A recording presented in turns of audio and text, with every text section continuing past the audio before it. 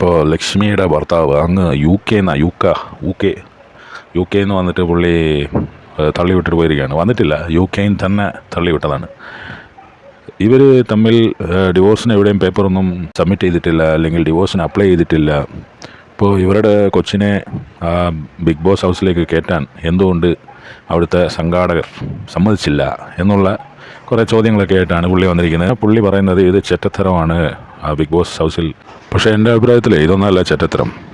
ചെറ്റത്തരം എന്ന് പറഞ്ഞാലേ ഈ ലക്ഷ്മി എന്ന് പറയുന്ന വ്യക്തി അവിടെ വെച്ചിട്ടുണ്ടല്ലോ, ഇതുവരെയായിട്ട് അവിടെ നിർത്തുന്നുണ്ടല്ലോ, അതാണ് ചെറ്റത്തരം. അതെന്തുകൊണ്ടാണ് ചെറ്റത്തരം അവർ ചെയ്യുന്നതെന്ന് വെച്ചാൽ ഇങ്ങനത്തെ അടിയൊക്കെ ഉണ്ടായി കഴിയുമ്പോൾ ഇത് വിറ്റ് കാശാക്കാമല്ലോ, അതാണ് അവർ ചെയ്തുകൊണ്ടിരിക്കുന്നത്. അതുകൊണ്ടാണ് അവർ ലക്ഷ്മി അവിടെ വെച്ചുകൊണ്ടിരിക്കുന്നത്. അത്രയും തോന്നിയാസങ്ങളൊക്കെ വിളിച്ച് പറഞ്ഞിട്ടും രണ്ട് ജെൻഡറേ പറ്റുള്ളൂ പറ്റില്ല എന്നുള്ളത് ആദ്യമേ ആ പോയിന്റ് ക്ലിയർ ആക്കിയിട്ട് ഹൗസിലേക്ക് കയറണവർ. രണ്ട് ജെൻഡറിനെ സപ്പോർട്ട് ചെയ്യുന്ന വ്യക്തിയാണ് ഞാനും. പക്ഷേ അതല്ലല്ലോ, ഞാൻ സപ്പോർട്ട് ചെയ്തുകൊണ്ടൊന്നും സംഭവിക്കാൻ പോകുന്നില്ലല്ലോ. ഇന്നത്തെ ലോകത്ത് ഒരുപാട് ജെൻഡറുകളുണ്ട്, 100-200 ജെൻഡർ എങ്ങാണ്ട് ഉണ്ടെന്നാണ് എൻ്റെ ഒരു അറിവ്. അപ്പോൾ എന്താണേലും ഇതൊരു വല്ലാത്ത ഒരു ഷോ ആയിപ്പോയി. നമ്മുടെ അനന്ത പത്മനാഭൻ സാറ് പേരൊക്കെ ഭയങ്കര എന്താ കുറവ്, എന്താ കഥ. അതും യു കെയിൽ നിന്ന് പുള്ളിക്ക് വരാൻ പറ്റിയില്ല. താൻ അതില്ലെങ്കിൽ വരണ്ടടോ, കൺസെൻറ്റ് കൊടുത്തില്ല. ഞാൻ കൺസെൻറ്റ് കൊടുക്കാത്തത് കൊണ്ടാണ് സംഘാടകർ അവിടെ കയറ്റാത്തത് എന്നുള്ള രീതിയിൽ അവർ പറഞ്ഞു. അത് തെണ്ടിത്തരമായിപ്പോയി എന്നുള്ള ഒരു വീഡിയോ ആണ് ഇയാളുണ്ടാക്കി വെച്ചിരിക്കുന്നത്. അതിൻ്റെ ഇടയിൽ നമ്മുടെ സായി കൃഷ്ണ സീക്രട്ട് ഏജൻറ്റിനെയൊക്കെ വലിച്ചഴിച്ചിട്ടുണ്ട്.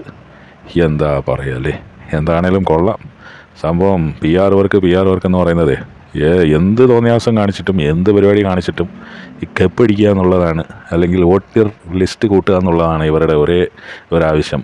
പക്ഷേ ഇത് 2025 ആണ് മോനെ. 2020 അല്ലെങ്കിൽ 18 ആയിരുന്നെങ്കിൽ ചിലപ്പോൾ ഇത് സാധിച്ചേനെ. 2010 ആണെങ്കിൽ ഇവിടെ വിജയിച്ചേനെ. പക്ഷേ ആ സമയത്ത് തനിക്കും ബുദ്ധിയില്ല, നമുക്കും ബുദ്ധിയില്ല ഇതൊക്കെ മനസ്സിലാക്കാൻ. അപ്പോൾ നമ്മളിപ്പോൾ ഇതൊക്കെ മനസ്സിലാക്കിയ കൊണ്ട് കുഴപ്പം തനിക്കാ. താൻ വന്നിട്ട് ഈ അടിക്കുന്ന ഈ വണ്ടത്തരമൊക്കെ ഇതൊക്കെ അമ്മാതിരി അപ്പടി അങ്ങ് തൊടാതെ അങ്ങ് വിഴുങ്ങാനേ ഞങ്ങൾ മണ്ടന്മാരല്ല മലയാളീസേ. എന്താ പറയുക, പുള്ളി വീഡിയോ തുടങ്ങുന്നതൊക്കെ ഭയങ്കര രസമാണ്. തുടങ്ങുന്നതെന്ന് പറഞ്ഞാൽ എനിക്കങ്ങനെ ആർക്കെതിരെയും ഒന്നും സംസാരിക്കണമെന്നില്ല, ആരെയും ഞാൻ പിൻ പോയിൻ്റ് ചെയ്യുന്നില്ല എന്നൊക്കെ പറഞ്ഞിട്ട് അങ്ങ് പിൻ പോയിൻ്റ് ചെയ്തുകൊണ്ടിരിക്കുക. സായി കൃഷ്ണയുടെ കാര്യം പറഞ്ഞു, എനിക്ക് കാറിനകത്ത് ഇരുന്ന് വീഡിയോ ഒന്നും ഉണ്ടാക്കാൻ അറിയില്ലെന്ന് പറഞ്ഞു. 2-3 ആൾക്കാർ അങ്ങനെ കാറിനകത്ത് ഇരുന്ന് വീഡിയോ ഒക്കെ ഉണ്ടാക്കാറുണ്ടല്ലോ. പിന്നെ എന്തുവാ ഏഷ്യാനെറ്റിൽ തലപ്പത്തിരിക്കുന്ന ഒരു സാറോ ഒരു മാഡമോ അവർക്ക് തോന്നിയ ഒരു വട്ടാണെന്നും പറഞ്ഞു. അപ്പോൾ ഏഷ്യാനെറ്റിൽ ഇരിക്കുന്ന ആൾ ആരാ തലപ്പത്തിരിക്കുന്നതുള്ളത് ഈ ഫീൽഡുമായിട്ട് ബന്ധപ്പെട്ടവർക്കൊക്കെ അറിയാം. പിന്നെ ചാനലിൻ്റെ സ്വന്തമായിട്ടുള്ള സ്വത്തുകളുടെ ബന്ധുക്കളൊക്കെ വന്നപ്പോൾ അവർക്ക് അവിടെ താമസിക്കാനുള്ള സ്ഥലമൊക്കെ അറേഞ്ച് ചെയ്ത് കൊടുത്തു എന്നുള്ള ഇത്രയും പോയിൻ്റ് ചെയ്തിട്ട് ആദ്യം പറയുകയാണ്, ഞാൻ ആരെയും പിൻ പോയിൻ്റ് ഒന്നും ചെയ്യുന്നില്ല, ഞാൻ ആരെക്കുറിച്ചും പ്രത്യേകിച്ച് അങ്ങനെയൊന്നും പറയുന്നില്ല. ഇയാളെന്തോ കഥാകൃത്തോ എന്തോ സ്ക്രിപ്റ്റ് റൈറ്റിംഗ് ഒക്കെയാണ് ഭയങ്കര സംഭവമാണെന്നൊക്കെയാണ് പറയുന്നത്. എനിക്കറിയില്ല ഇതൊക്കെ. അത് പുച്ഛം, യൂട്യൂബേഴ്സിനെയൊക്കെ പുച്ഛം. അതാണ് എൻ്റെ ഒരു പോയിന്റ്. ഞാൻ പറയാൻ ഉദ്ദേശിക്കുന്നത് അതാണ്. ഇയാൾ വലിയ കഥാകൃത്തം വലിയ സംഭവമൊക്കെ ആയിരിക്കും. അപ്പോൾ ഈ സിനിമാക്കാർക്ക് മൊത്തത്തിലുള്ള ഒരു സോക്കേടാണെന്നേ.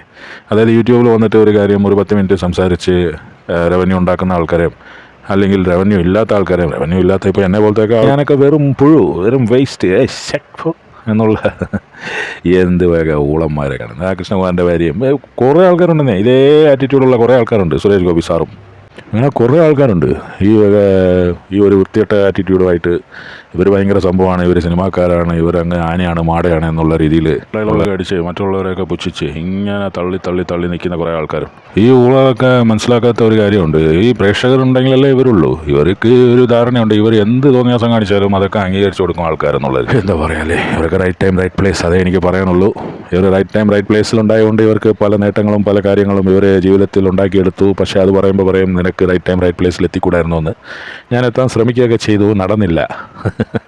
അത്രേ എനിക്ക് പറയാനുള്ളൂ. ഞാൻ വേസ്റ്റ് ആയിരിക്കും, ഓക്കെ, ഞാൻ വേസ്റ്റ് ആയിക്കോട്ടെ. പക്ഷേ യൂട്യൂബിലുള്ള എല്ലാവരും വേസ്റ്റാന്ന് പറയുന്നത് അതൊരുമാതിരി തെമ്മാടിത്തരമാണ്, ചെറ്റത്തരമാണ്. എന്താ പറയുക, എങ്ങനെയെങ്കിലൊക്കെ ലക്ഷ്മിയെ വിജയിപ്പിച്ചെടുക്കണം. പുള്ളി ഇത്രയും നാളായിട്ട് രംഗത്ത് വരാതിരുന്ന ഒരു വ്യക്തിയാണ്. ഇവർ തമ്മിൽ ഡിവോഴ്സാന്നുള്ള കാര്യങ്ങളൊക്കെ എങ്ങനെയായി ലീക്കൗട്ട് ആയത്, ആരാ ലീക്കൗട്ട് ചെയ്തത്? അങ്ങനെ ഇല്ല എന്നാണ് പുള്ളി പറയുന്നത്. അങ്ങനെ ഒന്നുമില്ല എന്നാണ്. അങ്ങനെ ഒന്നും ഇല്ലെങ്കിൽ ഇയാൾക്ക് പിന്നെ വൈഫിനെ സപ്പോർട്ട് ചെയ്തൂടെ? വന്നിട്ട് ഇന്ത്യയിലേക്ക് വരികയോ ബിഗ് ബോസ് ഹൗസിൽ കയറുകയോ അങ്ങനെ വല്ലതൊക്കെ ചെയ്താൽ പോരെ? പിന്നെ പുള്ളിക്കാരിയുടെ അമ്മ വന്നിട്ട് ഒരു തെണ്ടിത്തരം വിളിച്ച് പറഞ്ഞിട്ട് പോയി. പുള്ളിക്കാരിയുടെ അമ്മ എന്ന് പറഞ്ഞാൽ സിറ്റ് ഔട്ടിലിരിക്കും എന്ന് അത് പ്രായമായ വ്യക്തിയാണ്. ഞാൻ തെണ്ടിത്തരം എന്നാണ് പറഞ്ഞത്, എന്നാലും അത് കറക്റ്റാണെന്നാണ് എൻ്റെ ഒരു വിശ്വാസം. കാരണം ഒരാളിനെ വീട്ടിൽ വീട്ടിൽ കയറ്റില്ല, സിറ്റ് ഔട്ടിലിരിക്കും. മകൾ പറയുന്നത് വീട്ടിൽ കയറ്റിയേ ഇല്ലെന്ന്. ഇത് കയറ്റണ്ടെന്ന്, താൻ കയറ്റണ്ട. അവരുടെ സ്വന്തം അപ്പനും അമ്മയും കയറ്റാതിരുന്നിട്ട് അവർക്ക് അത്രയ്ക്ക് വിഷമമില്ല. പിന്നെ താൻ ആരാടവും? താൻ ആരാന്ന് തനിക്കറിയില്ലെങ്കിൽ ഞാൻ പറഞ്ഞു തരാം താൻ ആരാന്ന്. ഞാനൊരു പുല്ലുമല്ല. അതെനിക്ക് പറയാനുള്ളൂ. ഈ വേദലക്ഷ്മി ആയാലും കോതലക്ഷ്മി ആയാലും അമ്മയായാലും അമ്മായിയമ്മയായാലും ആരായാലും പിന്നെ ഭർത്താവായാലും തൻ്റെയൊക്കെ ഒരു നിലം മറന്നിട്ട് ഉള്ള പരിപാടികൾ കാണിക്കരുത്. അങ്ങനെ കാണിക്കുമ്പോഴാണ് ആൾക്കാർ കാർക്കിച്ച് മുഖത്തേക്ക് തുപ്പുന്നത്. എനിക്ക് ഇവിടെ കാണുമ്പോൾ, ഈ ലക്ഷ്മിയെ കാണുമ്പോൾ എനിക്ക് ഒരാളിനെ ഓർമ്മ വരാറുണ്ട്. നമ്മുടെ ലൂസിഫർ സിനിമയിൽ, പിന്നെ കുറേ സിനിമകൾ മമ്മൂക്കയുടെ ഹീറോയിനായിട്ടൊക്കെ ഉണ്ട് അവൾ. അവളുടെ പേരെന്തായിരുന്നു? നൈല ഉഷ, പൊറിഞ്ചു മറിയം ജോസോ, അതിലൊക്കെ ഉണ്ട് പുള്ളിക്കാരി. അപ്പോൾ അവളുടെ ഒരു ലൈൻ പിടിച്ച് അവളുടെ ഒരു എന്താ പറയുക, ഒരു മാനറിസം കാര്യങ്ങളൊക്കെ ആയിട്ട് മുന്നോട്ട് പോകുന്ന ഒരു വ്യക്തിയാണ് ഇതെന്നാണ് എനിക്ക് തോന്നുന്നത്. നൈല ഉഷയെ ഒരു പഴ, പിന്നെയാണ് ഇവള്. എന്ത് വക ആൾക്കാരൊക്കെയാണ്. ഇപ്പോൾ നൈല ഉഷ പാഴാന്ന് പറയുമ്പോൾ കുറേ ആൾക്കാർ വരുമോ, നീ വലിയ സംഭവം ആടാ, നീ ആന ആടാ, ആൻറ്റി ആടാ. നൈല ഉഷ ഒരു RJ ആയിരുന്നു. അവിടുന്ന് കുറേ കോൺടാക്ട്സ് ഉണ്ടാക്കി, പിന്നെ കുറേ കുട്ടൻസ് ഉണ്ടാക്കി. അങ്ങനെ പുള്ളിക്കാരി സിനിമയിൽ കയറി, മമ്മൂക്കയുടെ കൂടെ വരെ അഭിനയിച്ചു. മമ്മൂക്കയുടെ കൂടെ അഭിനയിച്ചുകൊണ്ട് ഇവളൊരു ഭയങ്കര സ്റ്റാറാണെന്ന് നമുക്ക് സമ്മതിക്കാൻ പറ്റില്ലല്ലോ. കാരണം മമ്മൂക്കയുടെ ഹീറോയിൻസിനെ അറിയാമല്ലോ. ഒരു സിനിമയിൽ ഒരാൾ വരും, അടുത്ത സിനിമയിൽ ഒരാൾ.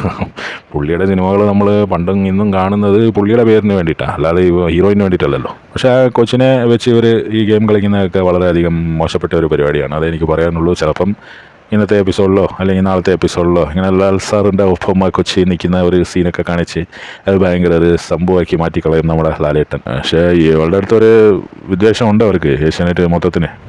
എന്താണ് ഒരു ബിഗ് ബോസ് ഷോയിൽ ഇയാൾ വെളിയിൽ പോയിട്ട് അഭിപ്രായം പറയേ. ഈ ഷോയിൽ വന്ന് മറ്റേ കാലും പിടിച്ചാണ് ഷോയിൽ കയറുന്നത്.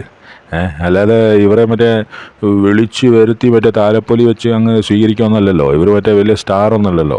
ഇപ്പോൾ ലാലേട്ടൻ വന്നിട്ട് അങ്ങനെ ഒരു അഭിപ്രായം പറഞ്ഞാൽ അതിനൊരു വിലയും കാര്യങ്ങളൊക്കെ ഉണ്ട്. ഇത് തനിക്കേ വിലയില്ല, പിന്നെ താൻ എവിടുന്നാണോ ഈ മറ്റേ ഒരു കാര്യം പറഞ്ഞാൽ അതിനൊരു വില ഉണ്ടാക്കാൻ ശ്രമിക്കുന്നത്? എന്ത് വക ആൾക്കാരാണ്? എവിടെ നിൽക്കുന്നതെന്നുള്ള അറിയില്ല. താൻ എവിടെയാണ് ഈ ലോകത്ത്, തൻ്റെ സ്റ്റാൻഡ് എന്താണ് എന്നുള്ളത് അറിയില്ല. താൻ എന്തോ വലിയ സംഭവമാണ് എന്നുള്ള രീതിയിലുള്ള വർത്തമാനമാണ് ഈ ആൾക്കാർക്ക്. ഇത് പറയാനല്ലേ. എങ്ങനെയൊക്കെ ആവട്ടെ.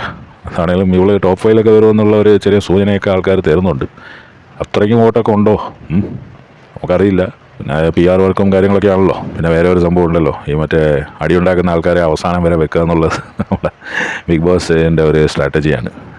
എങ്ങനെയാണെങ്കിലും കൊള്ളാം.